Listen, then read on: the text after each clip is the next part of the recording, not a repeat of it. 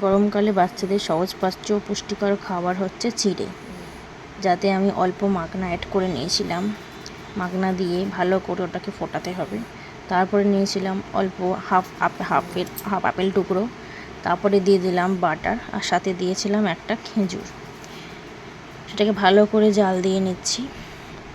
অবশ্যই খেজুরের বীজটা ছাড়িয়ে নিতে হবে, শুধু খেজুরের পিলাটা দেব। আর ওকে এখন আমি কাঁসার বাটিতে খাওয়াই। আগের উপর বাটি ইউজ করতাম, এখন করি না। আর এখন 11 মাস চলছে। আর ছাকনা দিয়ে ছেঁকে ছেঁকে পুরো পিউরিটা বার করব, তারপর খাওয়াবো। আর এখনও ওই থ্যাতানিটা দিয়ে আমি খাওয়াই, পেস্টিংটা দিয়ে। আমি এখন অবধি মিক্সি ইউজ করিনি ওর খাবারের জন্য।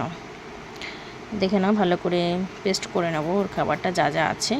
তো আমি মাখনা গুঁড়ো করে রাখি, তার সাথে বাটার দিয়ে ভেজে নিই মাখনাটাকে, তো ইজি হয়। এখন মাখনাটা গুঁড়ো করা আমার নেই, আর চিড়াটাও গুঁড়ো করা থাকে, তো কোনোটাই নেই। দেখে নাও কি সুন্দর খাবারটা বানিয়ে নিয়েছি, একদম পাতলা করেছি, এত গিলতে সুবিধা হয়। যদি আমার এই ভিডিওটা ভালো লেগে থাকে তো অবশ্যই লাইক, শেয়ার অ্যান্ড সাবস্ক্রাইব করে দিও, অবশ্যই কমেন্ট করো।